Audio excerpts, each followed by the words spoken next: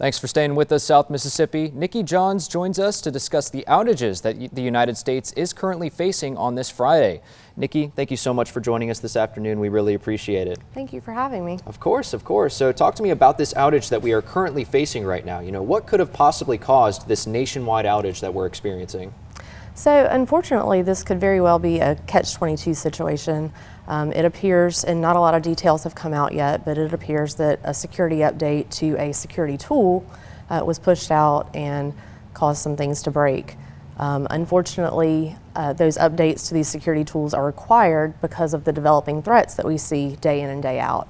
So they were being proactive, but it caused some issues. Gotcha. And so you mentioned those threats, and some of those threats being cyber attacks, which have increased in numbers of very much in the recent years. What exactly is the reason behind that increase in cyber attacks? Well, they have. These hackers realize that people are becoming more and more dependent on technology, especially since COVID.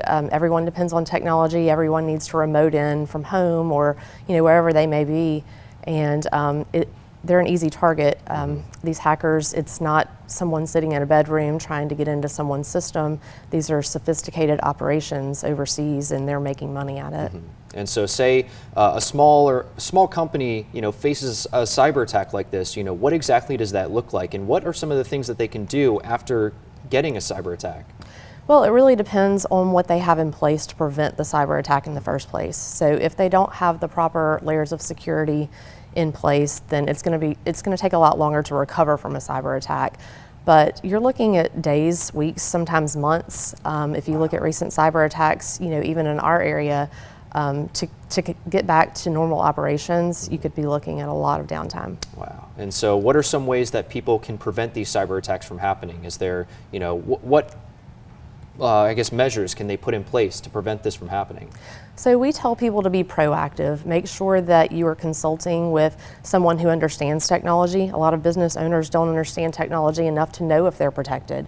So consult with someone who understands technology. Make sure you have the proper layers of security in place, and make sure you're being proactive. In addition, make sure you have a plan in place to respond to an attack.